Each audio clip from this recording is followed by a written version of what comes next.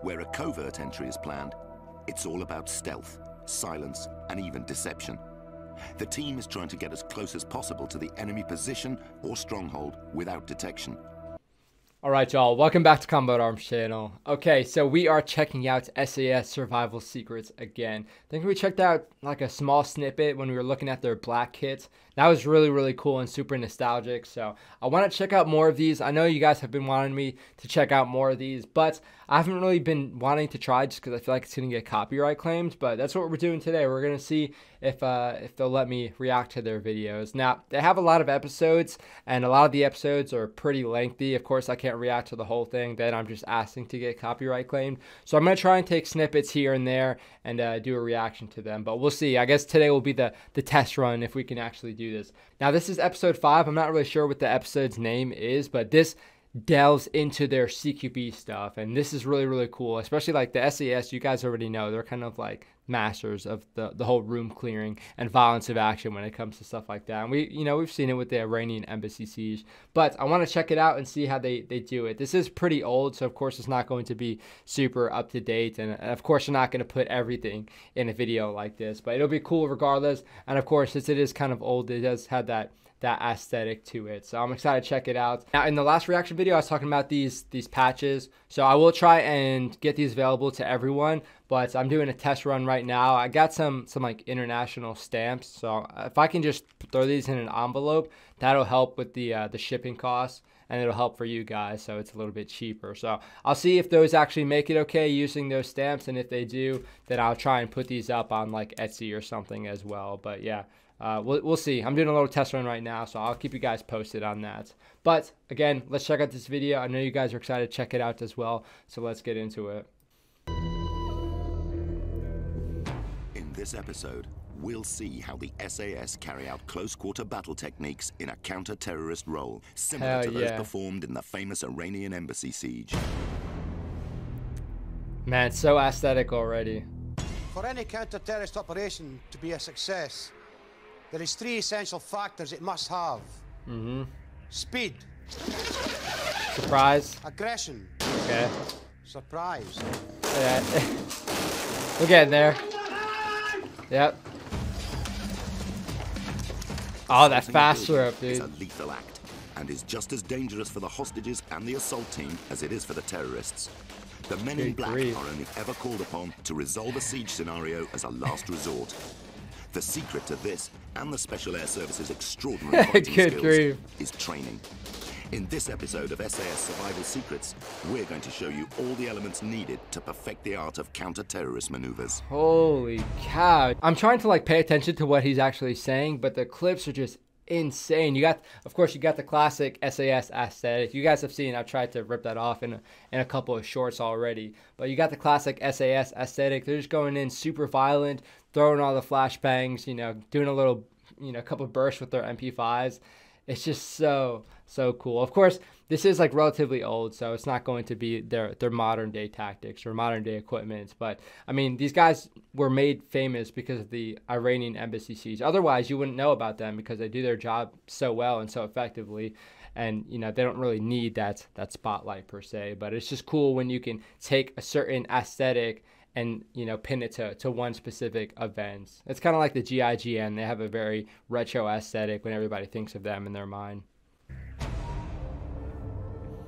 In the last program, we created the fictitious scenario of a foreign diplomatic visit. A British minister and her staff have been kidnapped at gunpoint and held hostage by terrorists seeking political reform. It's gonna be good. Where the hell are you? Shut it! You wanted to meet the MLA? Here we are. The authorities and our SAS team have managed to track down the location of the terrorists, and a siege scenario has now evolved. It's not gonna end well for them. Tensions inside the building have escalated, and despite intense police negotiations, the terrorists have resorted to killing one of the hostages. It sounds very similar to something we might have seen in the past. It's kind of weird. Okay, so now we're going to fast forward a bit and go to some of the action. Again, I can't just, watch minutes upon minutes of this because it will get copyright claimed if I'm not skipping around a little bit. So we're going to fast forward a little bit and go to a lot of the action and processes of them doing their CQB stuff. The passing of time allows the creation of a detailed assault plan and starts to shift the balance of initiative away from the terrorists' hands. The hostages may not realize it, but their chances of survival have started to increase for the first time.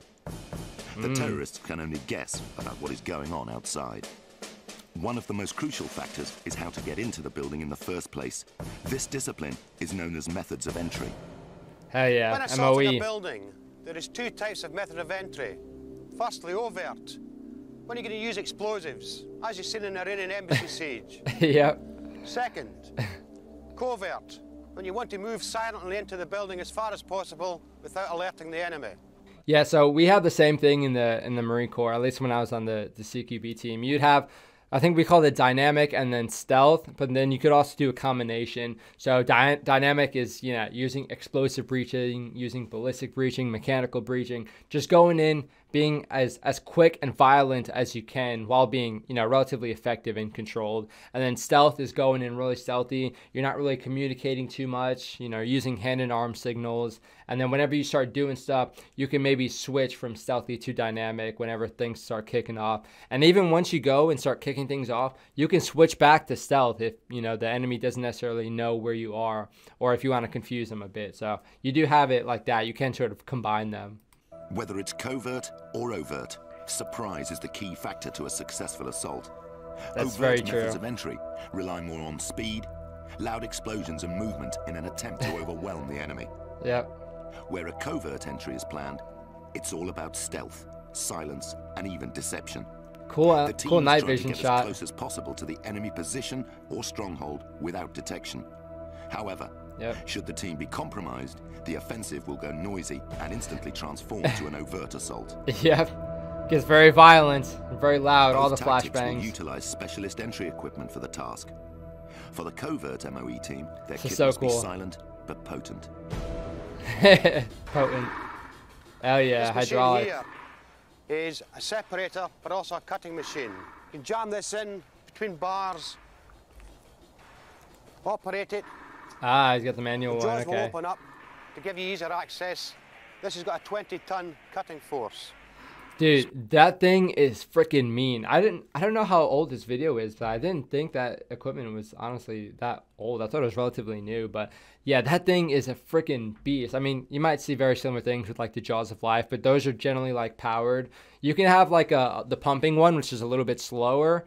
But I mean, even when you're defeating a door, if you put that sucker in a door jam, if you do like a few quick pumps, then you can get that door open pretty quickly. But yeah, you can get other ones that are like powered, so it'll just, you know, move it in one fluid motion. But those things are very, very helpful for a variety of different obstacles. Spreading, it's got a 4-ton spreading force. So it will cut through metal bars like a knife through butter. Easy day. Yeah, the pump one is definitely a little slower.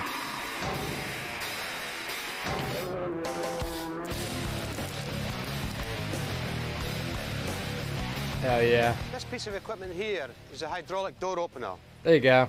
Take it up to the door, fit it in between, pump up the hydraulics, turn the lever, and a ram will come out and knock the door down. Yep. You also have the one similar to that, but it's also kind of In order like to the disguise claw. any noise made by the entry team, various sound distractions may be arranged to raise the ambient noise around the target area. Raise the ambient noise. That's a cool way of putting it, I guess. In the Iranian embassy siege, Heathrow's air traffic was ordered to fly lower and closer than normal over the siege vicinity. That's so smart. Raising noise levels subtly but effectively. When a Yeah, real you wouldn't know how effective that is if like you didn't have like a real life example. It's so cool for them to think of something like that. It's cool for them to have access to that sort of capability to be like, hey, start flying a little bit lower so it's a lot louder. But yeah, it's something you wouldn't even think about, like raising the ambient noise. Like no one would think to do that. Of course you have flashbangs and whatnot, you can use that, but like if you raise the ambient noise, it makes it much easier to move around, because even if you have your kit super squared away, just like moving, you know, boot stomping on ground can be pretty loud. It can echo a lot. It can, you know, maybe shake the room a lot. But if you have like low flying aircraft, that's going to naturally shake the building and make things super loud. So it's such a good idea. dynamic entry is necessary, serenity is not an issue. getting to the target as quickly as possible is. When doing the close target recce of the stronghold, you're going to be looking at the doors that you're going to make entry through. You're going to look at them to see how strong they are. Yep. From that, you will decide which tool you're going to use for that specific door. In this case, we're going to use the hooligan bar. Hell yeah. Like. I love that tool. It's so versatile. Yep. Easy day. When you're inside the building, next to the stronghold, you've made your covert entry. You're about to go noisy. You've got to get in there quick. Yep. To enable us to do that, we're going to use the dynamic hammer. The Looney Tune hammer. There it is. Yes. Okay. As you can see, that's quite effective. Okay, yeah, so we can see here he actually hit it like pretty high and close to the hinges.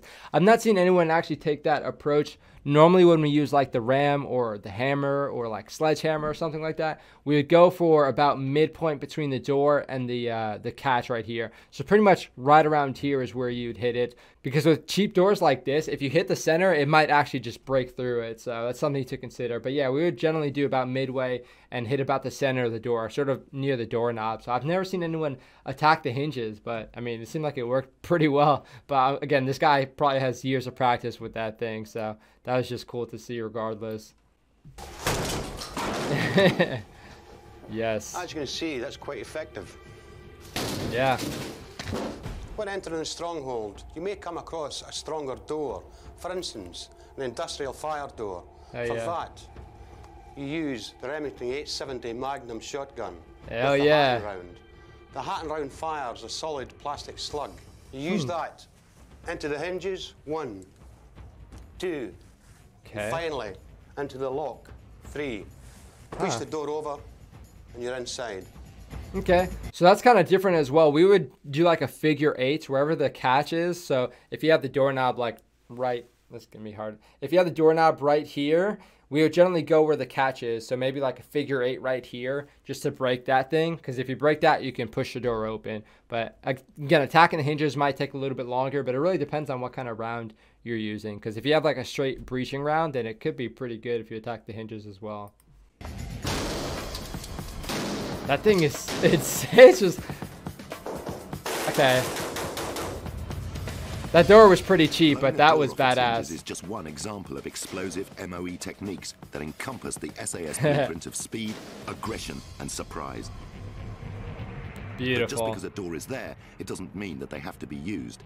John McAleese is an expert in demolitions. You might not even use the door of the window. Make a door. Because you could have terrorists in there and they're thinking, aha, if they are going to come in, they're going to come through that door or the window. So they might barricade them. So instead of going through there, you go through the wall. Sneaky, yeah. No biggie. Just go through the wall. A special device called a frame charge is used for blowing holes in a wall. Plastic explosive is positioned on a purpose-built board and is designed to force the explosion forward through the wall. I never got to use those. That would have been sick though. Super smoky. Say hostages the other side of that barrier, you know, and you're using explosive entry, it can't be too big because Dude. you'll damage them inside. Yeah, you don't want to like liquefy everything on the inside of the room. It is pretty cool how they can like stand right next to it and blow it off. I mean, we saw them use like a very similar thing during the Iranian embassy siege, but again, I haven't worked with them. It's just cool that you can stand next to it and blow it so you can go right into it. It's really impressive the kind of stuff you can do with certain explosive setups and certain charges, honestly. I never went to the method of entry school myself. Our breachers on our team ended up going to that, but it's so cool to be able to see them come back and, you know, they know all this math. They can compute all this stuff to make all these cool charges and explosives, and they can make some pretty cool charges that work for a variety of doors. A quick decision, you know, is the risk of them getting slightly injured greater than saving their life, you know? You've got to get that happy balance. That The same mustache. frame charge can also be used for blowing out windows. Hell yeah. Just imagine the freaking The effectiveness glass. of this technique was illustrated in the Iranian embassy There you go. assault, where Mac was watched by millions. Yes, what a Out legend. the window on the embassy balcony. Depending on how thick the, how can I say, the obstruction is, whether it's a window or a wall, depending on the strength of the explosive that you're going to use, because it comes in different weights, from about 50 gram up to say 180 gram. We used the biggest one at the time because we weren't quite sure how strong the glass was, because it was armor plated, so I'd say maybe slightly over the top, but it's going to be safe. That dude on the inside is like, fuck me. In the case of the Iranian embassy, the main points of entry for the teams were through the window and roof skylight. The eventual assault came from 3 directions, with the main attack from the rear. To get into final position, the teams carefully abseiled their way onto the various balconies. Yep, legend. When So attacking a badass. multi-story building, it might be necessary to attack all floors simultaneously. To enable us to do that, we must be able to abseil. Yes, here we go. You guys already know I'm into this. It's gonna be sick. Okay, let's have a look at the equipment. Yes, let's. We have a full body harness. Use a full body harness because it keeps us nice and erect when we're coming down the face of the building. So I noticed this. I've never used like a full body harness, but man, I've seen like the Israelis have like a pretty similar system actually, but just depending on what sort of equipment you have, depends on how successful and how easy it is to do this sort of rappel. Because if you just have like a normal harness with just a normal, you know, belaying device, it's going to be kind of rough and it might be a little bit slow and not that smooth to do something like this. But man, when they have like a proper setup, I mean, we've already seen what it can do, but yeah, I've not seen a setup like this, but it seems like it works really, really well. I'd love to try it out. Attached to the body harness, a carabiner and a pretzel. Always a lock gate carabiner, so it's nice and secure, firm and safe. The pretzel is used to enable us to operate hands-free. It also allows us to stop at any time, take both hands off the pretzel, and allows us to move both hands, whether we want to put explosives on to gain entry, or whether we want to draw our weapon to engage any terrorists that we see inside the building. Dude, I need to get one of those. Quick demonstration, please, John.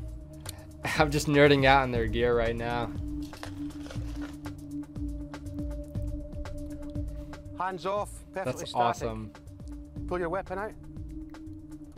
You can draw his sidearm or you can draw his MP5 if required. Holster your weapon. Okay, Paul, see at the Nice bottom. watch. Just like that. It's so easy, man. During assaults, ropes may be used in a variety of ways. That's sick. In areas of difficult access So sick. and where sheer speed is required, teams may be deployed using fast roping techniques. Hell yeah. In hostage rescue scenarios, every second counts. And the quickest way of getting a team off a helicopter is by using fast ropes, which can deploy a team of 40 soldiers in a matter of seconds. It's so quick. So if you guys don't know, I was like a rappel and fast rope master in the Marine Corps. And I have to say, fast roping is so much quicker, so much easier. Because for me, when I'm controlling people going down a fast rope, all I need to do is grab a person, bring him to the rope, grab a person, bring him to the rope. Like the second they go down, you can start getting another person, as long as they're not like getting stuck up or something. With rappelling, it's a lot slower. You need to wait. You need to, you know, rope people in. It's kind of a pain in the butt. It's much slower. And fast roping, again, it's easier. And there's no points of connection besides your hands, your knees, and your feet. So you can just get off the rope a lot quicker. So fast roping is amazing. And it's just, of course, it looks badass, so that helps too. There are no hooks or fastenings. Gravity and a good grip is all the ingredients needed to get down. Good grip is crucial, for sure. In any scenario, the squadron will plan to attack the building in a number of ways. Multiple teams will aim to assault the building from all directions. I love it. Sometimes aerial deployment is just not practical. And where a large area of open ground needs to be covered quickly, the SAS may employ certain methods Hell that may yeah. appear somewhat unorthodox. It's so cool when you have your own special equipment for stuff like this, because the possibilities are just endless. Oh, that's cool. You can get people attacking from the second floor and the first floor at the same time. Gotta love it. The burst from the MP5s. The risks involved in performing a hostage rescue are immense and represent one of the most dangerous aspects of the SAS's duties, particularly when hostages and terrorists are in close proximity or in the same room as one another. This is when the team will rely heavily on their CQB skills. I mean, yeah, it can still get pretty sketchy. Close quarter battle is a form of fighting developed by the SAS and covers a wide range of pistol and submachine gun techniques, room entry procedures, and fast but deadly unarmed combat maneuvers. Yes. All are essential skills that need to become second nature when it comes to counter-terrorist scenarios. Yes, the OG CQB masters right here. These unique abilities are perfected in a building at SAS headquarters, affectionately known as the Killing House. Nice. This purpose-built see facility it. is designed with the express intent of recreating all kinds. Dude looks like a freaking. They say like Killing House, and then this dude comes out looking like an executioner. I mean, I guess that's pretty appropriate for what they do anyway. With the express intent of recreating all kinds of hostage scenarios, giving soldiers the opportunity to learn, practice, and hone their shooting skills. Oh yeah.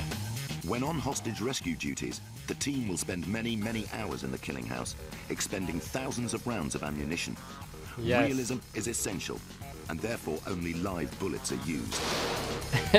Dude, yeah, I'll say going from shooting like blanks or training rounds, it's really not that scary because you kind of just go through the motions. You're more focusing on the tactics at that point. But when you start going and using live rounds, you're really aware of every single round you're firing, and you need to be super careful. Of course, you don't want to, hit your buddy, but you also need to be accurate. So it's not just, learning how to implement your weapon so you're not, flagging your buddies or whatnot. You need to get those accurate shots really, really quick, and that's a cool thing you can practice in a facility like this.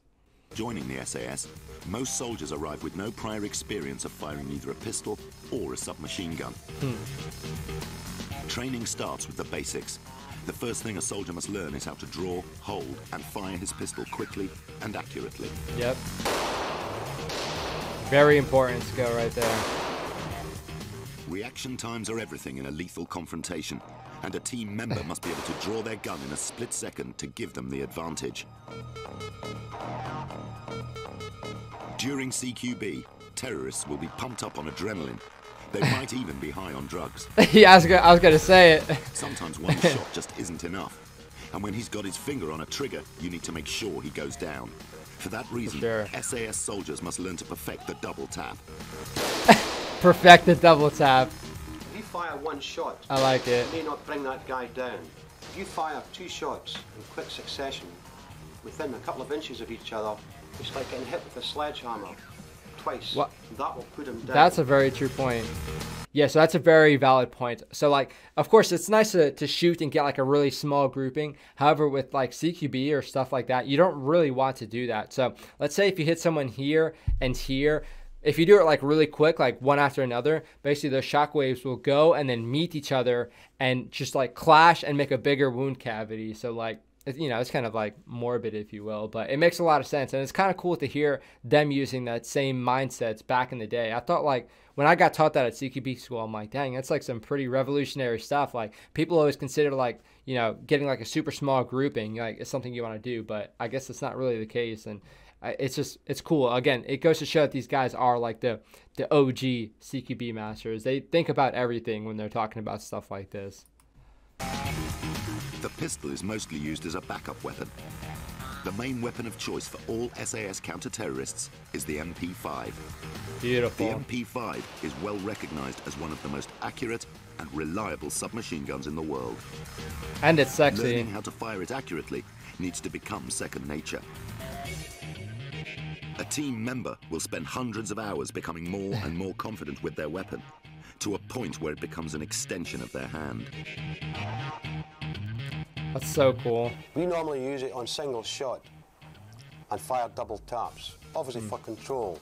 You don't want to get into a building with your on fully automatic and start spraying bullets all around the place, because you're going to end up killing the hostages as well as the terrorists. That's true. It doesn't look as cool, but much more effective. Fractions of a second are all that separates you from killing or being killed. In these fleeting moments, you have to make critical analysis of the situation and ensure that you're aiming at the right position and the right target. Got him. Video screens have now been introduced to the Killing House, reconstructing different scenarios. A team member has a split really second cool to make a decision on whether or not to shoot. Dude. Okay, so I think that's about all we're going to be able to check out today. But again, we're seeing so much stuff so fast, it's hard to take it all in. Again, that virtual trainer is an amazing tool. Of course, it's nice to be able to go through the shoot house and, you know, maneuver around, shoot at certain targets so you can get used to that and get used to using live rounds. But those scenarios are really good because it gets your mind thinking. And with CQB, you need to be able to do things to a certain tempo to where you can process it fast enough and react to it like almost instantaneous and know what to do. Because again, if you shoot someone who doesn't have a gun, it's going to be a pretty rough day, and it's probably going to weigh pretty heavy on your conscience if you do something like that. So you need to be able to perfect that. You need to be able to identify the hands and what someone is holding really, really quickly. So those scenarios are an awesome thing. We didn't really get to use that so much when I was on my team, but again, it's just you need a pretty good budget for it, and since these guys have it, they know it's a great training tool. So of course they're going to be using stuff like that. But yeah, I mean, just going in, getting your reps in, getting your shooting drills in, going to the shoot house, that is stuff that you need to be able to sort of identify things. And as you go through more shoot houses, you'll be able to see patterns and you can sort of almost predict what's happening next. But you also need to be able to process it and react to it. So yeah, it's nice to be able to change up everything. So these guys, again, they're the masters of CQB. It's pretty self-explanatory based off of their reputation and what we've seen with them previously. But this is such a cool video. I love the old aesthetic of it. I love the stuff that he's saying because it's still pertinent today. Like, even though this video is like relatively old, I'm not exactly sure when this actually aired, but even though it is old, all the stuff that they're saying still applies to today. And you were saying, yeah, they're not going to go in and use burst on everything, especially for a hostage scenario. It can be kind of, you know, hard to find where each round is going to go. Even for an MP5 that's relatively easy to control, you don't want to go in there and shoot off a burst, especially when you might be inches away from hitting a bad guy versus hitting a good guy. But everything he's saying is totally true. And it's cool when you can see this stuff sort of persist. When someone is developing tactics like 30 years ago, that still makes sense today. Even with all the new technology, if you can develop tactics that are like resilient to technology, if that makes sense, then you know you're ahead of everybody else. So hopefully this video can go up. Hopefully it doesn't get blocked, or, I mean, if it gets copyright claimed, that's fine. At least the video can still go up so you guys can check it out. But if it gets blocked, then nobody will be able to see it. Depending on when this video goes out, I recorded a Top Gear reaction, which is really, really cool. And that got blocked worldwide. So BBC, I do appreciate you guys doing that. It's always really, really fun to see. So if you guys see the Top Gear video, then my dispute was successful. But more than likely, you're not going to see it. So if you guys are a Patreon supporter, I'll probably end up trying to post it there. But yeah, I guess we'll have to see. Anyway, hopefully this video does go up so you guys can see it because it was super cool to check out. And then I'll be able to check out more of the SAS survival secrets because you guys already know I'm a huge fan of this stuff.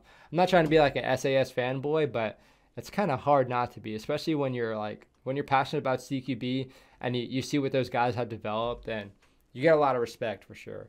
But hopefully you guys enjoyed the video. Hopefully you're able to see the video.